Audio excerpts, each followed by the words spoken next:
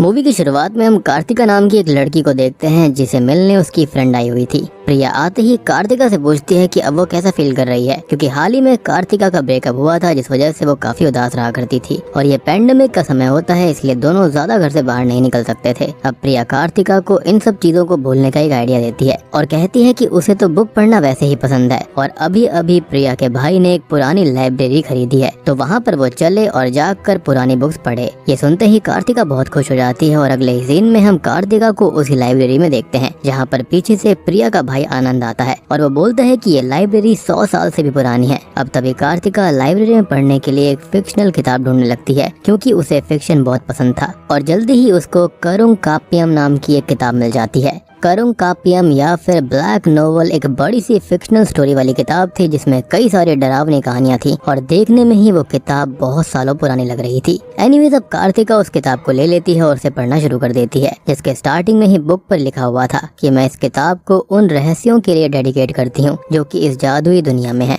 कार्तिका अब किताब पढ़ना शुरू करती है और सबसे पहली कहानी का नाम होता है काली जुबान वाली औरत। तो कहानी की शुरुआत में हम मीरा नाम की एक लड़की को सीढ़ियों पर बैठकर रोता हुआ देखते हैं। तभी वहाँ पर शक्ति नाम का एक लड़का गुजरता है जो कि उसी बिल्डिंग में रहता था और पूछने पर मीरा शक्ति को बताती है कि उसने इस बिल्डिंग में रूम लिया था, लेकिन जब वो आज रहने के लिए यहाँ पर आई तो उसके लैंडलॉर्ड ने उसे रूम देने से मना कर दिया। इनफैक्ट उसने अपने दोस्त से भी पूछा कि क्या वो कुछ दिन उसके घर में रह सकती है, लेकिन वहाँ भी उसे निराशा ही हाथ लगी। इतना कहकर मीरा दुखी हो जाती है और तभी शक्ति ये कहता है कि वो अकेला ही रहता है और वो चाहे तो उसके साथ पेंडेमिक एंड होने तक रह सकती है। इसके बाद में वो खुश हो जाती है और शक्ति की बात मान लेती है। मीरा अब अपना पूरा सामान लेकर शक्ति के घर में चली जाती है जिसके बाद ये सीन यहीं पर कट होता है। अब अगली सुबह हम मीरा को देखते हैं जो कि सो के उठी थी और वो शक्ति से बात करने जाती है जहाँ पर वो उसको बताता है कि हमारी बिल्डिंग के अंदर B13 फ्लैट के ओनर की मौत हो गई है और वो भी उसकी वाइफ ने ही उसको मारा है। वो आगे बताता है कि हस्बैंड वाइफ में झगड़ा चल रहा था जिसके अंदर वाइफ ने गुस्से में आकर रोलिंग पिन से हस्बैंड के सर पर मार दिया जिससे उसके सर के 2 टुकड़े हो गए। अब ये बात सुनते ही मीरा पूरी तरह से शॉक्ड हो जाती है क्योंकि B13 फ्लैट का ओनर ही उसका लैंडलॉर्ड था जिसने उसे कल घर देने से मना कर दिया और जाते हुए मीरा ने उसे गुस्से में ये कहा था कि उसकी मौत हो जाएगी और उसके सर के 2 टुकड़े हो जाएंगे, जो कि आज बिल्कुल वैसा ही हुआ है।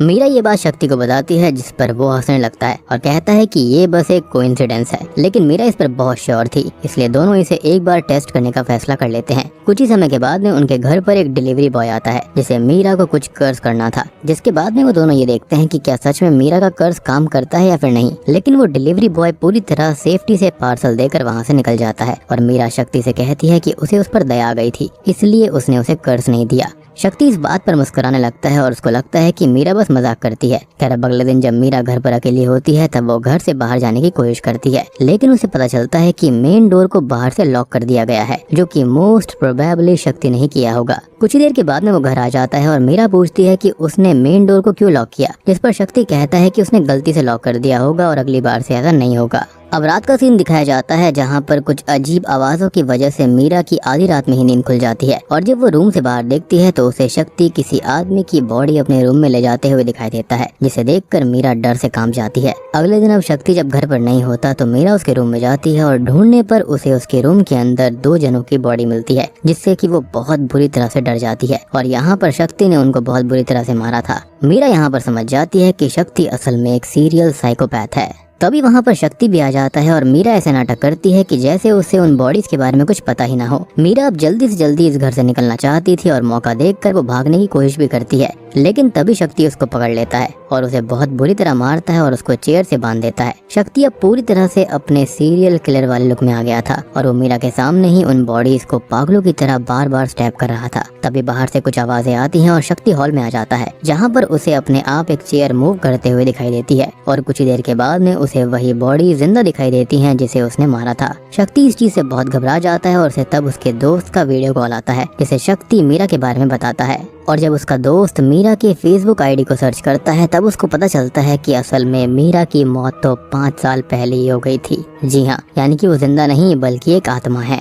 अब ये सब जानकर इस सीरियल किलर शक्ति के अंदर बहुत डर बैठ जाता है, यानी कि उसने अब पहली बार डर का सामना किया था। और तभी उसके ऊपर एक स्पिरिट अटैक कर देती है, जिससे शक्ति डर कर वहीं गिर जाता है। और तभी हम शक्ति के पीछे मीरा की आत्मा को देख पाते हैं, जिसके साथ सीन यहीं पर कट हो जाता है। अगले सीन में हम मीरा को अपना सामान लेकर वहाँ पर सीढ़ी पर आता हुआ देखते हैं, यानी कि इसी आत्मा को, जहाँ पर थोड़ा मुस्कुराने के बाद में वो वापस से रोने लगती है, यानी कि उसने शक्ति को मार दिया था और अब वो अपने दूसरे शिकार की तलाश में थी। और इसी तरह से ये पहली वाली कहानी यहाँ पर खत्म हो जाती है।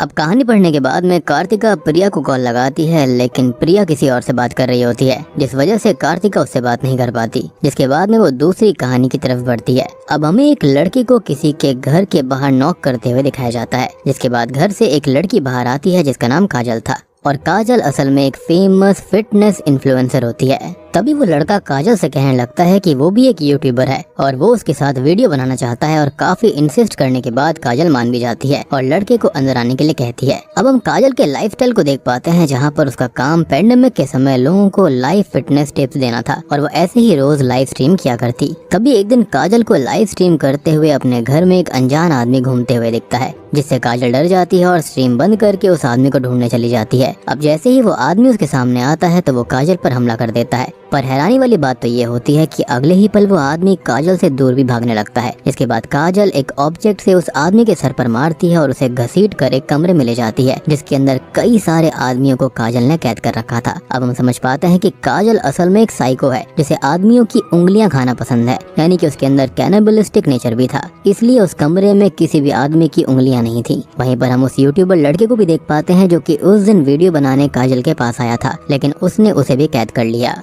तभी काजल एक आदमी का हाथ लेती है और उसकी उंगलियां काटने लगती है, लेकिन उसी वक्त कोई काजल से मिलने आ जाता है। और काजल जब बाहर जाकर देखती है तब वहाँ पर एक दूसरा यूट्यूबर लड़का था, जिसे भी काजल के साथ वीडियो बनाने थे। और काजल फिर उसे अंदर आने के लिए कह देती है, जिसके बाद ये वाली कहानी यहीं पर खत्म हो जाती है, यानी कि उस लड़के का भी सेम हाल होने वाला था। कहानी को पढ़ने के बाद में हमें कार्तिका को दिखाया जाता है, जो कि इसको पढ़कर कुछ सोच रही थी, लेकिन तभी उसे लाइब्रेरी के कोने के अंदर एक आत्मा दिखती है। वो कुछ आगे सोचती कि उससे पहले ही उसे प्रिया का कॉल आ जाता है और कार्तिका उसे पढ़ी हुई दोनों कहानियों के बारे में बोलती है और उसको बताती है कि इस किताब में पेंडेमिक और अभी के प्राइम मिनिस्टर और भी कई चीजों के बारे में लिखा है। जिसके बाद प्रिया उस किताब के राइटर का नाम पूछती है, लेकिन राइटर का नाम मिट गया था, इसलिए कार्तिका उसे पढ़ नहीं पाती। अब प्रिया फिर कार्तिका से कहती है कि वो अपने भाई से इस किताब के राइटर का नाम पूछकर उसे कॉल करेगी। इसके बाद में कार्तिका फोन रख देती है और तीसरी कहानी की तरफ प्रस्थान करती है। इस कहानी के अंदर हम श्रुति और जेकब नाम के दो जनों को देखते हैं, जो कि famous music composer Siddharth Abhimanyu को अपॉइंट करते हैं। जेकब को असल में अपनी मूवी के लिए म्यूजिक चाहिए था, जिसके लिए उसने एज अ सिंगर श्रुति और as a music composer Siddharth को चुना था।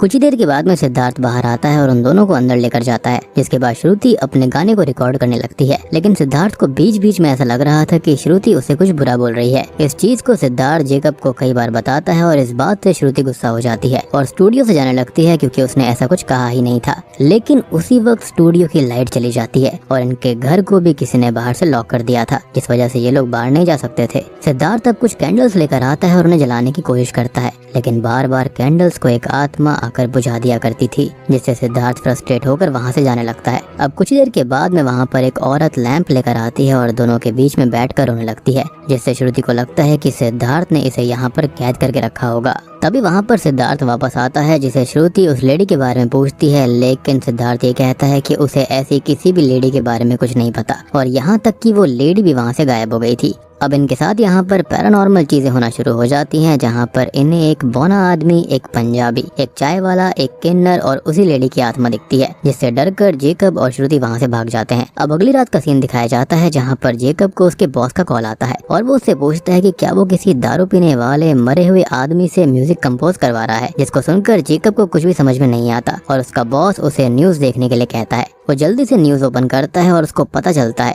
कि असल में सिद्धार्थ अभिमन्यु की तो कुछ दिन पहले ही शराब पीकर कार चलाने की वजह से मौत हो चुकी है, जिसके चलते उसने 5 लोगों को भी कार से ठोककर मार दिया था और ये 5 लोग वही थे जिनकी आत्मा को जेकब ने स्टूडियो में देखा था। तभी जेकब को किसी का कॉल आने लगता है और देखने पर उसे पता चलता है कि ये कॉल सिद्धार्थ की ही होती है। जेकब की हिम्मत नहीं होती कि वो कॉल को पिकअप करे और तभी उसके रूम का दरवाजा अपने आप बंद हो जाता है, जिसके साथ ही कार्तिका तीसरी कहानी को भी पढ़कर खत्म कर देती है। कार्तिका को अब 100% किसी के लाइब्रेरी के अंदर होने का एहसास होता है और ढूंढने पर उसे वही हाथ में लैंप लेकर चलने वाली औरत दिखाई देती है जिसे कार्तिका ने स्टोरी के अंदर पढ़ा था। कार्तिका इस चीज से बहुत डर जाती है और वो जैसे ही अपने डेस्क के पास में आती है तो उसे वहाँ पर काजल की आत्मा दिखाई देती है जो कि अगले पल ही गायब हो गई थी। अब वो कहानियों के सारे कैरेक्टर्स के बारे में इंटरनेट के ऊपर रिसर्च करती है जिससे उसको पता चलता है कि ये सारे लोग असल में थे लेकिन इनकी बहुत समय पहले ही मौत हो चुकी है, यानी कि इसके अंदर लिखी हुई सारी कहानियां सच्ची थी। अब ये सब चीजें कार्तिका के लिए बहुत डरावनी थी लेकिन फिर भी वो चौथी कहानी को पढ़ने जाती है। अब चौथी कहानी होती है दो शराबी दोस्तों की। इन दोनों दोस्तों के नाम पंबू और सरवना होते हैं।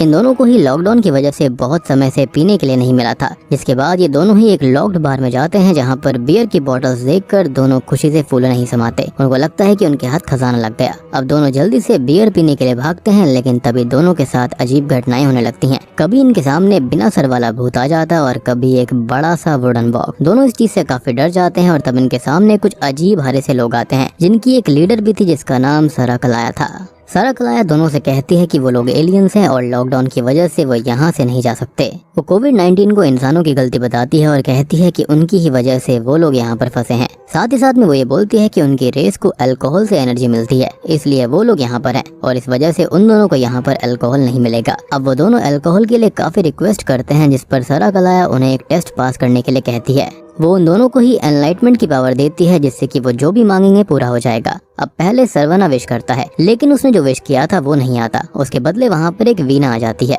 सरवना इस चीज से काफी हैरान हो जाता है और फिर उसको याद आता है कि उसकी बहन को उसने बचपन में वीणा गिफ्ट करने का वादा किया था जो कि उसने आज तक पूरा नहीं किया। तभी पंबू अब अपनी दादी को कॉल लगाता है जिसे उसकी फैमिली ने बहुत समय पहले ही ओल्ड एज होम में छोड़ दिया था। पंबू ने भी उनकी केयर नहीं करी थी। वो फिर अपनी दादी से माफी मांगता है और इसको देखकर सरकलाया भी इमोशनल हो जाती है। इस चीज से दोनों को अपनी गलती का एहसास होता है कि कैसे उन्होंने अपनी जिंदगी बर्बाद करी। और अब सरकलाया दोनों से कहती है कि तुम दोनों इस टेस्ट में पास हो गए हो, लेकिन फिर भी सरकलाया उन दोनों को अल्कोहल नहीं देती। और तभी वहाँ पर पुलिस ऑफिसर्स की गाड़ी की आवाज आती है। इसके बाद में सरकलाया अपने लोगों के साथ वहाँ से चली जाती है। अब इस कहानी के खत्म होते ही यहाँ पर कार्तिका को सरकलाया और उसके लोग दिखते हैं। तब सरकलाया कार्तिका से कहती है कि सिर्फ उसकी ही वजह से वो लोग इधर हैं, यानी कि हो सकता है कि कहानियां पढ़ने की वजह से कहानियों के कैरेक्टर्स बाहर आ रहे हों। तभी कार्तिका आगे ना पढ़ने का फैसला ले लेती है लेकिन फिर वो अपना मन बदलकर वापस से पढ़ने के लिए बैठ जाती है। और अब वो आखिरी कहानी की तरफ थी। कहानी की शुरुआत में हम एक गांव को देखते हैं जहां पर लोगों के बच्चे अपने आप ही गायब हो रहे थे। बस इतना ही नहीं था, वहां पर कोई रात में गांव के लोगों को भी मार रहा था। और ऐसे ही आज रात कंदा नाम के एक आदमी को किसी ने मार दिया था। अब कहानी में आगे हम कार्तिका नाम की ही एक औरत को देखते हैं जो कि अपनी बेटी उमयल के साथ खेल रही होती है। तभी कार्तिका का देवर काशी वहाँ पर आ जाता है और वो बताता है कि भैया को मिलिट्री लीव मिल गई है और वो घर वापस आ रहे हैं। वो इस बात से बहुत खुश हो जाती है लेकिन तभी वो लोग देखते हैं कि गांव के सभी लोग कहीं पर भाग कर जा रहे हैं। और वहाँ पर जाकर देखने पर सभी को कंदा की डेड बॉडी दिखती है। उसी वक्त वहाँ पर गांव का सरपंच भी होता है जिसे काशी इन सब मर्डर्स और बच्चों की किडनैपिंग के बारे में इन्वेस्टिगेट करने कहता है। लेकिन सरपंच उल्टा उस पर ही गुस्सा हो जाता है और कहता है कि तुम अभी इतने बड़े नहीं हुए हो जो कि इन सब चीजों के बीच में बोलो। अब अगले सीन में कार्तिका को पूरे गांव को दावत देते हुए दिखाया जाता है जो कि अपने पति के आने की खुशी में ये पार्टी दे रही थी। तभी वहाँ पर सरपंच भी आ जाता है और दोनों में बातें होने लगती हैं। कार्तिका सरपंच से कहती है कि उसे भविष्य देखना आता है और उसने एक किताब के अंदर भविष्य में होने वाली घटनाओं के बारे में भी लिखा है। अब सरपंच इस चीज को सच नहीं मानता था इसलिए वो कार्तिका को इस गाँव के बारे में कुछ बताने के लिए कहता है। कार्तिका तभी आंखें बंद करके भविष्य देखने लगती है और उसे भविष्य में उसके साथ बुरा होते हुए दिखता है। इसलिए कार्तिका सरपंच को बताती है कि भविष्य में ये गांव कब्रिस्तान बनने वाला है। अब सरपंच इस चीज का मजाक उड़ा देता है और अपने बारे में कुछ बोलने के लिए कहता है जिस पर कार्तिका उसे मटकों से दूर रहने के लिए कहती है। और अगले ही पल सरपंच के हाथों से 2 मटके गिरकर टूट जाते हैं जिससे कि सरपंच काफी हैरान हो जाता है कि ये बात सच कैसे हो गई। तब तक वहाँ पर उसकी बेटी उमयल आ जाती है और वो कहती है कि पापा आ गए, जिसको सुनकर कार्तिका खुशी से घर से बाहर जाने लगती है। लेकिन बाहर जाकर कार्तिका को बहुत बड़ा झटका लगता है क्योंकि असल में उसका पति जिंदा नहीं बल्कि उनकी बॉडी वहाँ पर आई थी जिनकी बॉर्डर पर आने से एक दिन पहले ही मौत हो गई। कार्तिका इस चीज से बहुत टूट जाती है और अकेले रहना शुरू कर देती है। अब ऐसे ही एक रात कार्तिका का नौकर पंडी सरपंच से कहता है कि उसने कार्तिका कार्तिका को चुड़ैल के जैसे एक बार देखा था और हो सकता है कि वही गांव में हो रही सभी दिक्कतों की जड़ हो।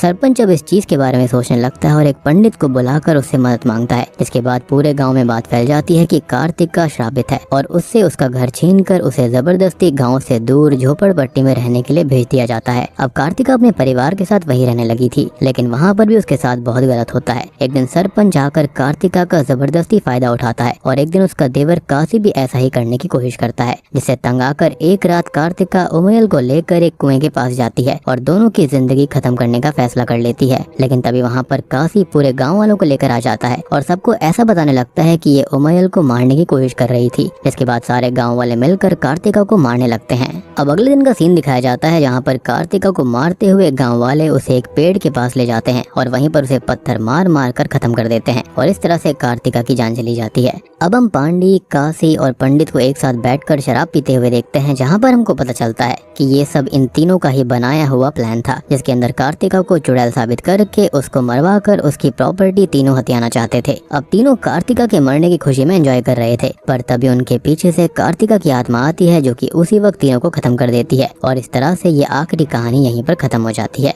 तभी यहाँ पर कार्तिका, जो कि इस कहानी को पढ़ रही थी, उसे लाइब्रेरी में फिर से किसी के होने का एहसास होता है और इस बार उसे खुद कहानी वाली कार्तिका की आत्मा दिखती है, जिससे डर कर वो बुक लेकर अपने घर आ जाती है। अब घर पर कार्तिका ये सारी बातें प्रिया को बताती है और दोनों को तब हैरानी होती है जब इस बुक के राइटर का नाम उनको पता चलता है, जो कि उमयल कार्तिका था, जो कि उस आखिरी कहानी की औरत और उसकी लड़की का नाम था। और यहाँ तक कि प्रेजेंट टाइम वाली कार्तिका का फुल नेम भी उमयल कार्तिका ही था। प्रिया अब कार्तिका से ये बात भी कहती है कि उसका सिग्नेचर भी किताब वाली राइटर से मिलता है, तो हो सकता है कि शायद वो उस कहानी वाली कार्तिका का पुनर्जन्म होगा। और एक बात और कि गांव वाली कार्तिका को पहले से ही पता था कि उसके साथ में कुछ गलत होने वाला है और शायद से इसलिए उसने ये किताब पहले ही लिख दी होगी। इनफैक्ट शायद से वो ये भी जानती होगी कि उसका पुनर्जन्म होने वाला है और मेरे ख्याल से वो एज अ मीडियम काम करती होगी जिसको आत्मा भी दिखती थी। खैर, अब इस चीज को टेस्ट करने के लिए प्रिया उसे कुछ लिखने के लिए कहती है, जिस पर कार्तिका लिखती है कि उसे भूख लगी है और तभी किचन से स्ट्रेंजली कुकर की सीटी बज जाती है। लेकिन इस चीज को प्रिया बस एक कोइंसिडेंस बताती है और उसे कुछ और लिखने के लिए कहती है, जिस पर कार्तिका इस बार लिखती है कि एक सेंटा क्लॉज आकर मुझे मार दे। इतना लिखते ही उनके दरवाजे पर कोई जोरों से नॉक करने लगता है और दोनों की जान हलक में आ जाती है। उनको लगता है कि किलर आ गया, लेकिन दरवाजा खोलने पर दोनों देखते हैं कि वो तो आनंद है, जो कि प्रिया को लेने आया था। अब प्रिया इसके बाद आनंद के साथ चली जाती है और कार्तिका जैसे ही अपने घर को लॉक करती है तो उसे दूसरे रूम में एक सेंटा क्लॉज हाथ में एक लेकर खड़ा हुआ दिखता है, जो कि अगले ही पल कार्तिका की तरफ भागता है। यानी कि ये कहानी बिल्कुल सच्ची थी और कार्तिका वही है, यानी कि 100 साल पुरानी वाली, जिसका पुनर्जन्म हुआ था और आज भी शायद से उसके साथ में कुछ गलती होने वाला था। और हमारे सामने टू बी कंटिन्यूड लिख कर आता है और बूम, इसी के साथ में ये मूवी यहीं पर खत्म हो जाती है। तो दोस्तों, ये थी करुण कापियम तमिल हॉरर फिल्म की कहानी। उम्मीद करता हूँ कि आपको पसंद आई होगी। और यार, पता नहीं क्यों इस फिल्म को देखकर मुझे बुक्स ऑफ ब्लड नाम की एक फिल्म की याद आती है, जो कि एक फॉरेन हॉरर फिल्म है। और अगर आपने उस फिल्म को नहीं देखा है तो उसको भी जाकर देखना, आपको थोड़ी बहुत सिमिलैरिटी जरूर मिलेंगी।